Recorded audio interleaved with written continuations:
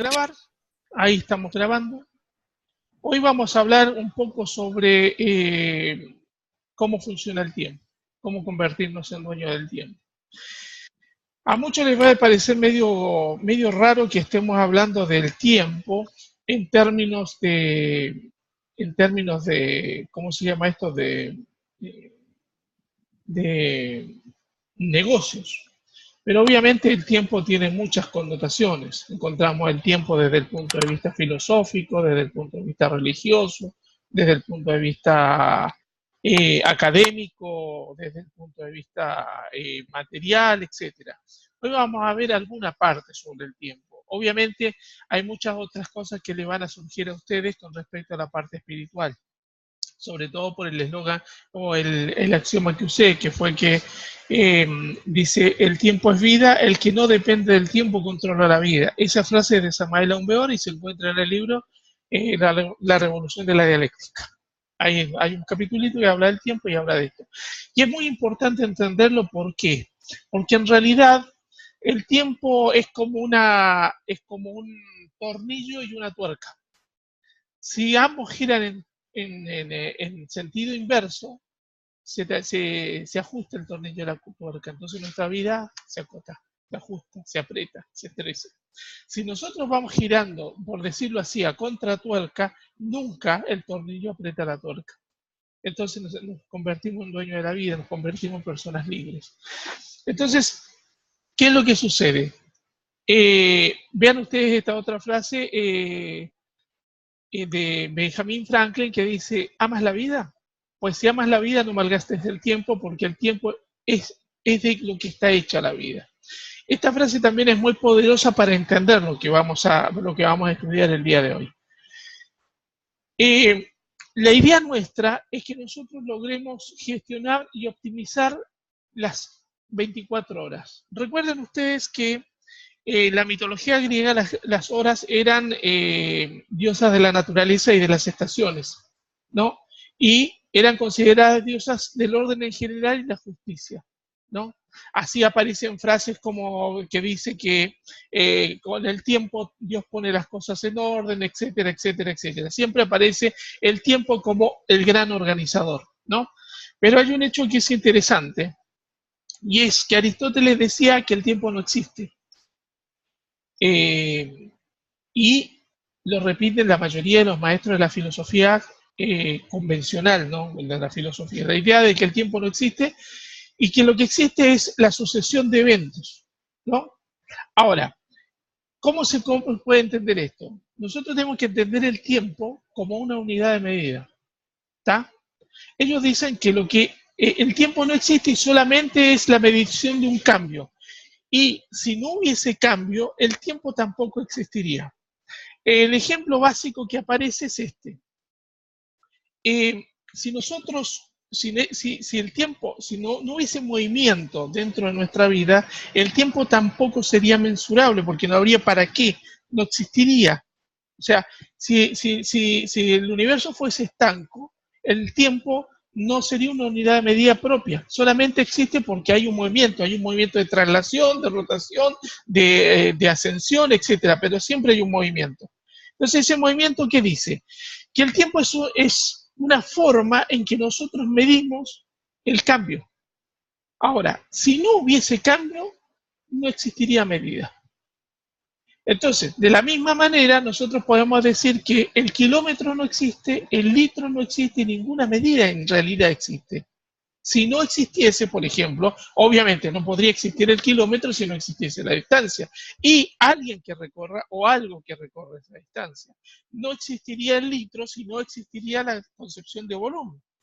Por eso es que también todo lo que tiene que ver con medidas es una cuestión muy subjetiva. Recuerden ustedes, en ingeniería sobre todo uno las ve, ¿no? Las normas inglesas, las normas alemanas, etcétera, las diferentes unidades de medida, los mismos calendarios. Piensen ustedes en lo siguiente, nosotros estamos acostumbrados al calendario juliano o al calendario gregoriano, que es una versión ayornada del calendario juliano. Pero todas las culturas y todas las religiones tienen su propio calendario. Ven el calendario judío que pone como año 1 el éxodo del pueblo judío. Entonces vamos en el año 5500, 5000 y pico, de acuerdo al calendario judío. Por el otro lado tienen el calendario musulmán, donde el año 1 es cuando Mahoma es sacado de la ciudad de la Meca, que fue más o menos en el siglo VIII, por lo tanto estaríamos en el año 1200, 1300 del calendario musulmán. Y todos esos elementos son relativos a puntos de partida y obviamente a ese tipo de cosas que llamamos movimiento. Entonces, las medidas son patrones de convencionalidad. Lo mismo pasa con el tiempo. ¿Cuál es la historia de esto? La historia de esto es que, por ejemplo, nosotros tenemos medidas propias que tienen que ver con nuestra parte interna. Por ejemplo, un ciclo de vida que va desde el nacimiento a la muerte y que tiene una determinada cantidad de años. Un año que tiene 365 días o que tiene 12 meses. Un mes que tiene 30 días y un día que tiene 24 horas y una hora que tiene 60 minutos y obviamente el minuto se digrega en segundos y así sucesivamente, ¿no? Pero el hecho concreto es lo que sucede ahí, porque eso es una norma de medida, mide tiempo. Ahora, lo que sucede dentro del tiempo, el contenido del tiempo, eso es inconmensurable, eso tiene que ver con la conciencia del hombre. Por eso es que, por ejemplo, en una oportunidad Einstein, cuando hablaba de la relatividad del tiempo, un estudiante se para y le dice, profesor, eso significa que no es lo mismo que se me siente sobre las piernas una hora una mujer de 60 años que una chica de 20. Y Einstein dice, se comienza a reír y dice, ese es el mejor ejemplo de la relatividad del tiempo que he encontrado. O sea, el tiempo básicamente es relativo por la conciencia. Eso es básicamente eso. Ahora, ¿qué es lo que sucede? Sin embargo, nosotros tenemos esa unidad de medida, en el caso nuestro, a las 24 horas. Entonces, ¿qué pasa con esas 24 horas? ¿Qué pasa en el centro de esas 24 horas? O en el contenido de esas 24 horas, eso es lo que hace la subjetividad del individuo. O sea, veámoslo de esta manera. Gandhi, Beethoven, Buda, Cristo, nosotros, qué sé yo, el Dalai Lama, etcétera, etcétera, por citar Bill Gates, Jorge Vergara, etcétera, todos tenemos 24 horas, absolutamente todos. Ninguno tiene 24 horas y un minuto por día, ni siquiera un minuto. Entonces, ¿qué es lo que sucede? ¿Cómo en algunos casos esas 24 horas despertaron genialidades tan importantes como las de Einstein y en otros casos hay personas, por ejemplo, que tienen esas 24 horas simplemente para perderlas? ¿De qué depende de ello? Obviamente depende del individuo. Entonces, básicamente lo que nosotros tenemos que empezar es a tomar conciencia del tiempo. ¿Por qué nosotros tenemos que tomar conciencia del tiempo? Porque nosotros regularmente cuando hablamos de tiempo, hablamos del tiempo en pasado o el tiempo en futuro. O sea, cuando hablamos del tiempo recorrido y del tiempo que nos queda por recorrer. Pero en realidad, el único tiempo real que existe, el único tiempo con valor que existe, es el que estamos transitando. Entonces, por ahí aparece una frase muy gnóstica que dice, ¿quieres saber cómo es tu vida? Revisa cómo es tu día. Y es básicamente eso. Entonces, lo que nosotros tenemos que generar es una modificación de nuestra forma de vida partiendo de una modificación de nuestro día. ¿Esto cómo se entiende? Primero, lo que tenemos que entender es que el tiempo es un recurso que es valiosísimo, que es atípico. O sea, ¿por qué es atípico? Porque no es tipológico. No necesariamente en una hora se hace determinada cantidad de cosas. ¿Está? O sea, cada tipología, cada individuo decide qué es o cuánto es. Es equitativo, ¿por qué? Porque es una unidad de medida. ¿Se entiende? Ahora, es inequitativo porque no todas las personas lo aprovechan de la misma manera, pero básicamente como unidad de medida es absolutamente equitativo. 24 horas, ni un minuto más ni un minuto menos. ¿Está? Es inelástico, o sea, si hay algo que no se puede hacer con el tiempo, es alargarlo a 25, a 30 o a 50 horas por día, ni acortarlo a 12 horas por día. En términos numéricos, en términos psicológicos, sí se hace. Es indispensable, porque nosotros obviamente necesitamos tiempo para toda nuestra existencia, porque la existencia misma depende de ese tiempo, ¿no? Ya hemos dicho, si nosotros no nos manejamos por el tiempo, manejamos nuestra vida, pero El no manejarnos dentro de ese tiempo significa que la nomenclación del 24 horas sigue existiendo. O sea, a ver cómo lo explico. En un día, yo la puedo pasar muy mal o la puedo pasar muy bien, pero el día transcurre, ¿está? Entonces es el proceso de la conciencia la que nos permite a nosotros tener control sobre eso. Es insustituible como nuestra vida misma o como nuestra muerte misma. Piensen ustedes lo siguiente, en el momento supremo en que a nosotros nos llegue la muerte, que obviamente nos va a llegar, nadie va a venir a decirnos, correte que yo muero por vos. No. De la misma manera, obviamente nosotros no tenemos que cometer el error de vivir la vida por otros. Entonces, una de las primeras cosas que uno debe desarrollar dentro del proceso conscientivo es entender que nosotros tenemos que vivir nuestra propia vida, ¿está? Y que nuestra vida tiene que estar vivida no en base a lo que dicen los demás, no en base a las evaluaciones de los demás, etcétera, etcétera. No en base a los requisitos de los demás, sino a nuestros propios requisitos. Pero básicamente primero tenemos que entender cuáles son nuestros propios requisitos. Es inexorable, y es cierto.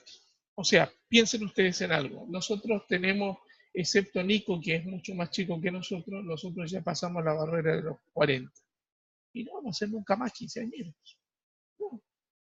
Podemos hacernos los quinceañeros. Podemos, qué sé yo, comprar una moto Harley Davidson, ponernos de novio con una chica de 20 años, dejarnos el pelo largo y ponernos colita, meternos las pastillas para la hipertensión en el bolsillo de la camisa, pero no somos quinceañeros. De última somos unos viejos patéticos, pero no quinceañeros. Entonces, el tiempo pasa. El problema es lo que nosotros hacemos con eso. Por eso, por ejemplo, hay cosas absurdas hablar con respecto a la eterna juventud. La eterna juventud existe en base a un periodo. Tiene que ver con la conciencia, tiene que ver con la forma de pensar, tiene que ver con la forma de sentir, con la forma de actuar. Pero no tiene que ver con la edad del cuerpo. La edad del cuerpo es algo inexorable. Tenés 15 y es 15, tenés 20 y es 20, tenés 50 y es 50. Mejor llevado, es eso. Peor llevado, mejor llevado, esa es otra historia. Pero 50 o 60. Y por supuesto, muy despreciado. ¿Por qué muy despreciado? Porque en realidad el tiempo en la práctica no se ve. La única unidad de medida que ve el tiempo es el reloj. ¿Está? Si nosotros nos sacamos el reloj, entre comillas, no sabemos qué hora es. Tarde o temprano nos desorientamos. Es más, podemos calcular el tiempo, qué sé yo, por la curvatura del Sol, porque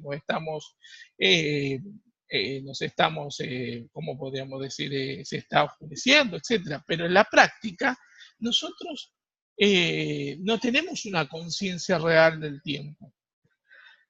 En estas condiciones, una de las cosas que nosotros tenemos que aprender es administrar el tiempo.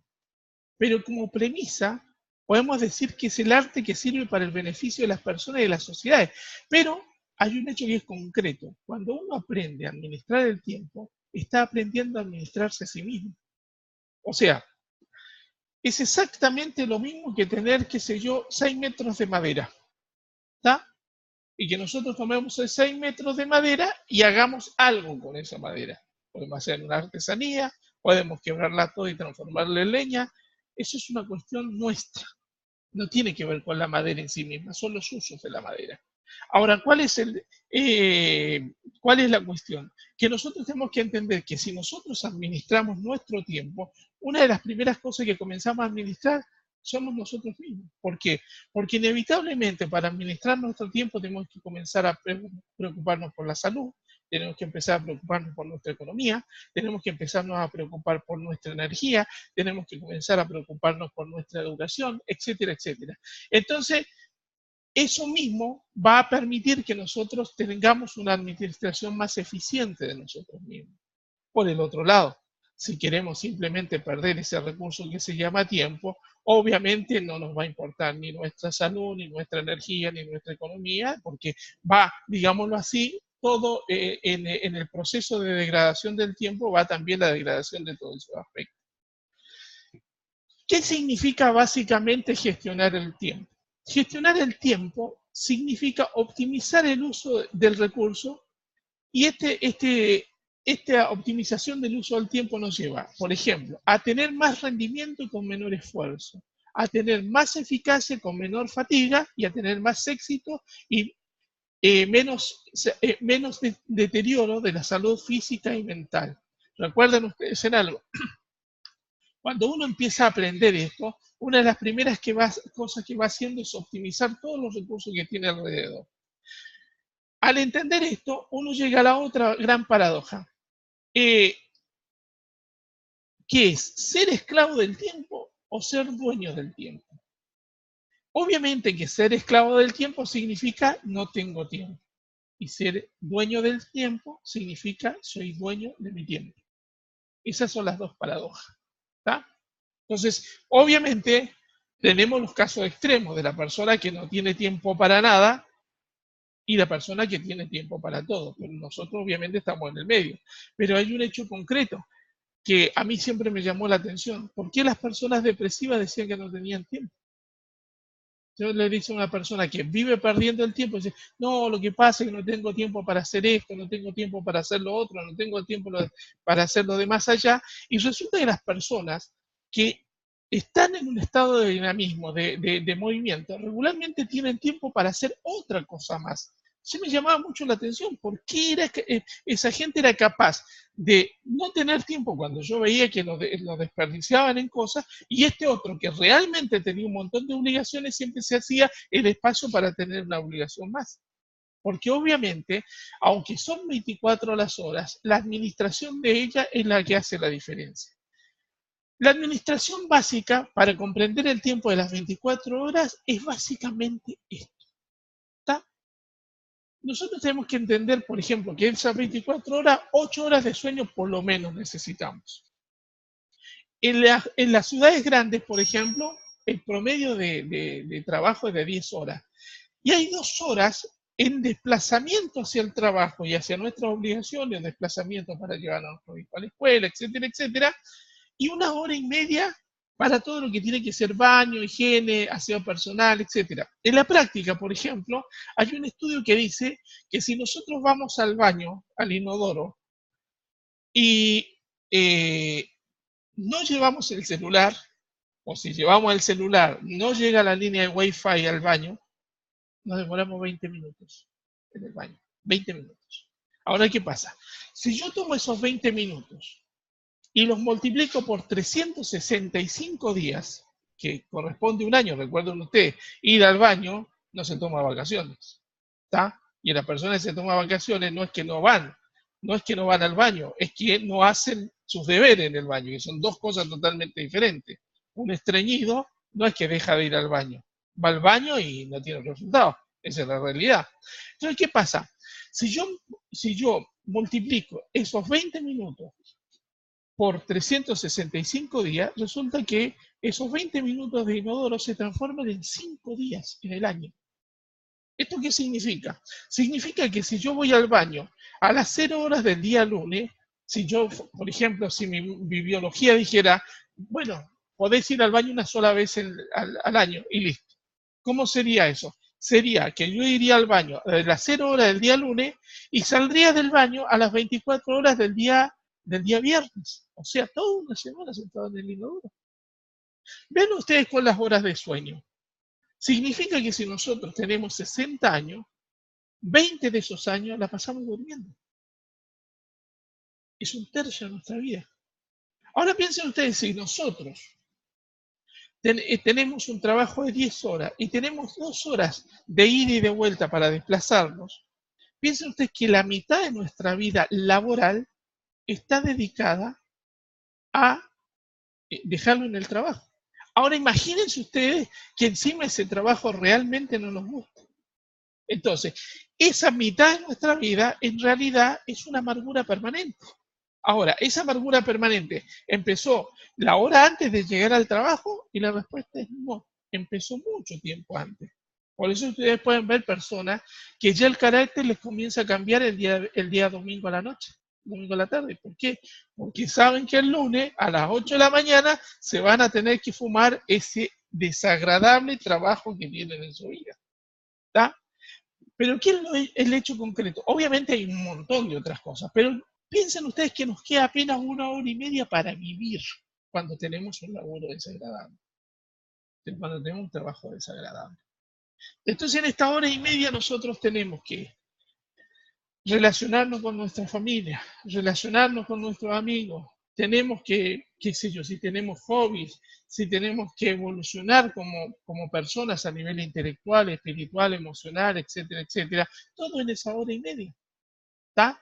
Imagínense ustedes que hay personas que teniendo todo este universo, llegan a su casa, agarran el control remoto, se sientan en un sillón y empiezan a hacer zapping. O sea, ni esa 1 hora y media usan. ¿Está? Ahora, ¿cuál es el gran problema? El gran problema es que cuando los recursos económicos no alcanzan, ¿qué es lo que hace la persona? Esas 10 horas la transforma en 12 horas. ¿De dónde saca las otras 2 horas de trabajo? Las saca justamente de este poco tiempo que tiene para vivir o se las resta al sueño. Entonces, ¿qué es lo que sucede? La mala administración del tiempo comienza a colapsar también su aspecto de salud, porque inevitablemente una persona que no tiene distracciones y una persona que no duerme bien, tarde o temprano va a tener problemas de salud. Eso es inevitable. Ahora, vean ustedes lo que dice nuevamente Benjamin Franklin. El tiempo es dinero. Esa frase, time is money, es de Benjamin Franklin. Pero también dice lo siguiente, la felicidad humana generalmente no se logra con grandes golpes de suerte, que pueden ocurrir muy pocas veces, sino con pequeñas cosas que ocurren todos los días. ¿Esto qué significa?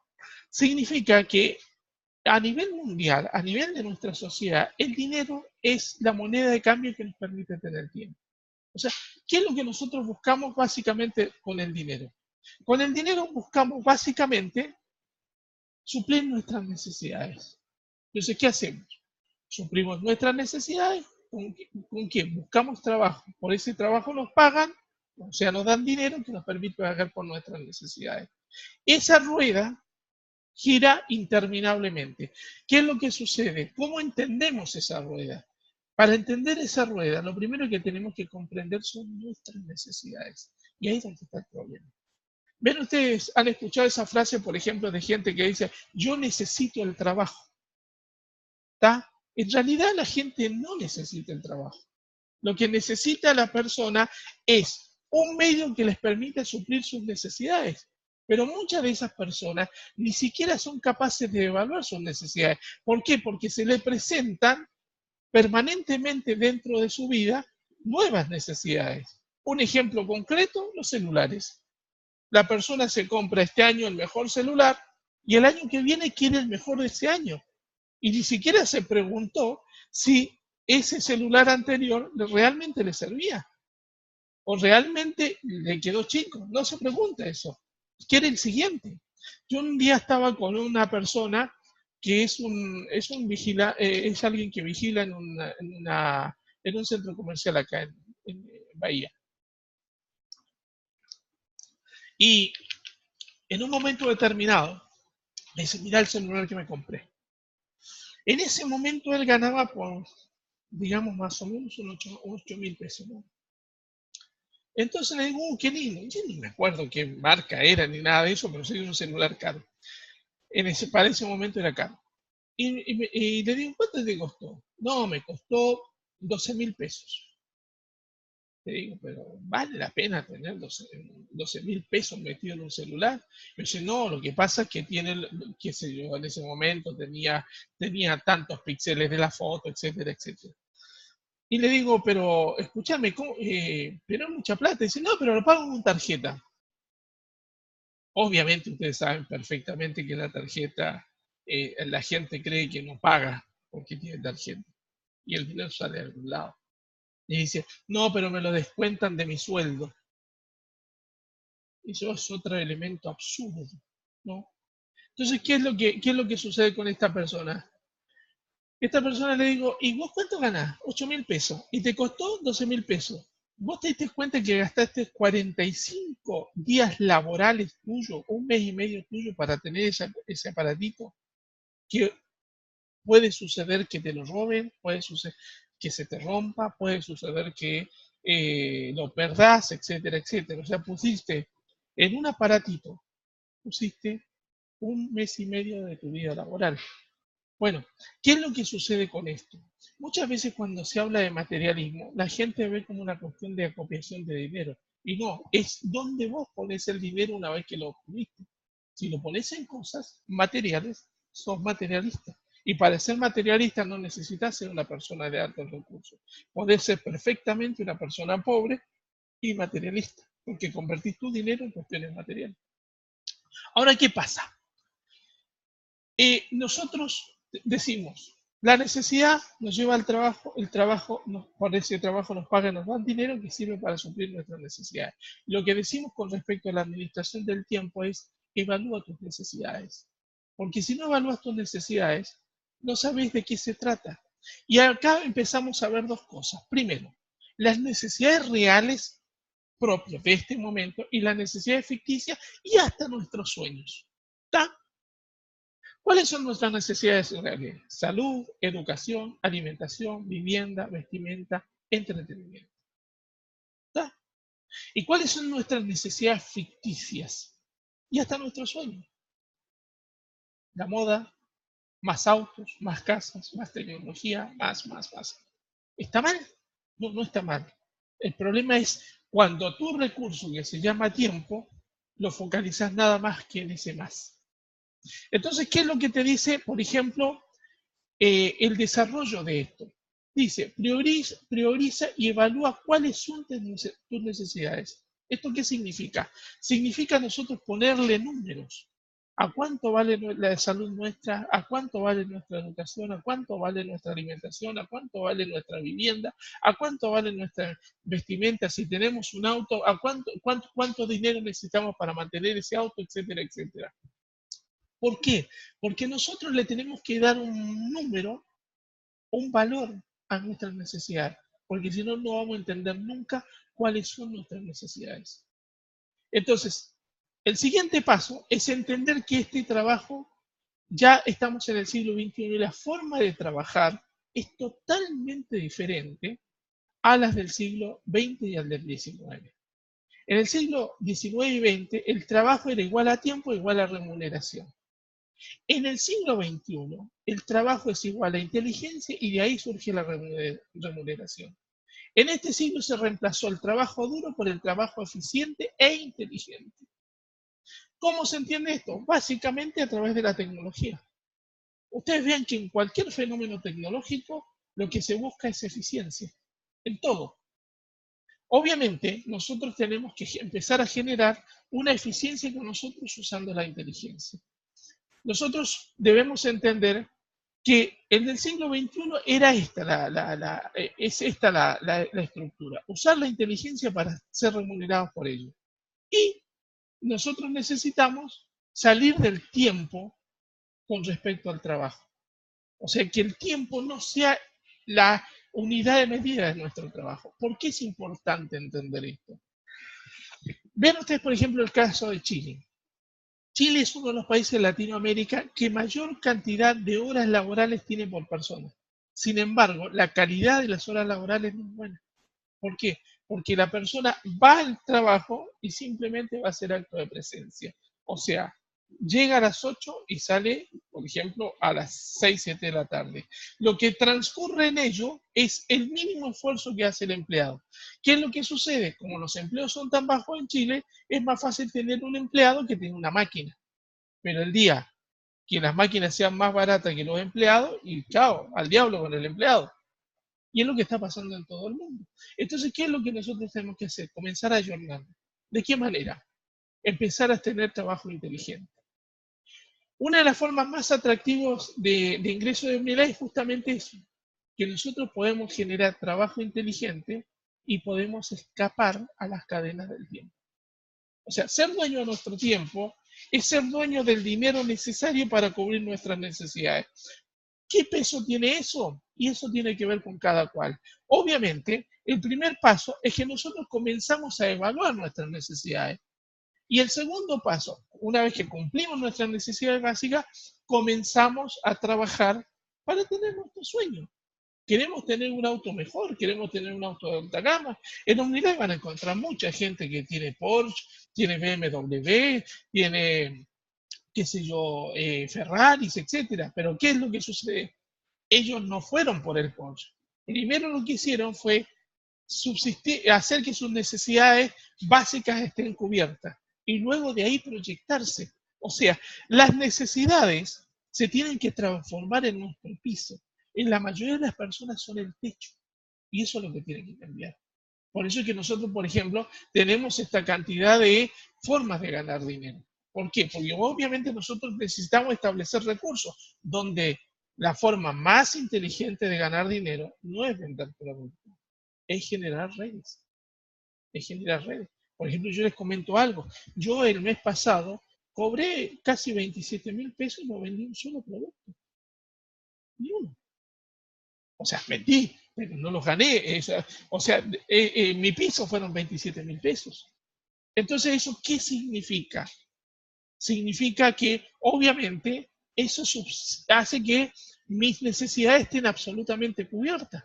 Por lo tanto, todo lo que yo hago de acá en más es para evolucionar, pero ya mi piso de las necesidades lo tengo. Entonces, lo que nosotros necesitamos lo más rápido posible, ¿y cómo lo vamos a lograr? Con redes.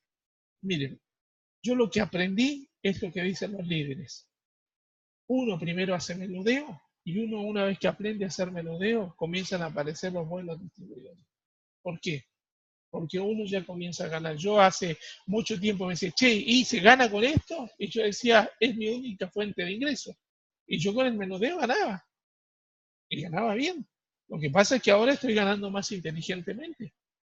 Entonces, cuando uno comienza a entender eso, que con la construcción de redes es la que nos permite el desarrollo de nuestros sueños. ¿Tá? El menudeo nos permite hacer la base para mantener nuestras necesidades. Una vez que nosotros tenemos nuestras necesidades cubiertas, digámoslo así, nos crecen las alas. El pollo en pluma o el águila en pluma y comienza el proceso de ascenso. Por eso nosotros necesitamos tanto eso. A mí me sucede, por ejemplo, que yo siempre me focalizo en los bonos y los viajes. Entonces, por ejemplo, digo, ¿cuántos puntos necesito este mes para cubrir el viaje? Por ejemplo, este mes estoy terminando la calificación y necesito 11.000 puntos. ¿Tá? Entonces, toda mi energía está puesta en los 11.000 puntos. ¿Por qué? Porque es un sueño que yo tengo de irme a Asia con mi mujer de vacaciones. Ahora, ¿qué es lo que sucede con el resto? Mis necesidades ya están cubiertas porque los 11.000 puntos también me sirven para vivir, también son económicos. De esa manera, yo primero gano dinero, cubro mis necesidades, soy dueño de mi tiempo, entonces la salud, la educación, la alimentación y todo lo demás queda en perfectas condiciones, queda suplida. Pero por el otro lado, más adelante cumplo mi sueño. Y por ejemplo, puedo tener un mejor auto, puedo tener una mejor casa, puedo tomarme vacaciones 2 o 3 veces en el año, etcétera, etcétera y etcétera. Ahí es donde nosotros tenemos que llegar. Y obviamente cuando nosotros llegamos a este punto, una de las cosas que sucede es que nosotros comenzamos a controlar nuestro tiempo. Y por lo tanto, al controlar nuestro tiempo, hacemos lo que decíamos al principio de nuestra charla. Podemos controlar nuestra vida. Si nosotros no controlamos nuestra vida, alguien la va a controlar por nosotros, porque es parte del proceso. Es así, no hay vuelta que dar. Si ustedes se dan cuenta, ya está terminando el ciclo, así que hacemos lo mismo de siempre, salimos y volvemos a entrar y Nos contesto corre las el preguntas tiempo. que pueda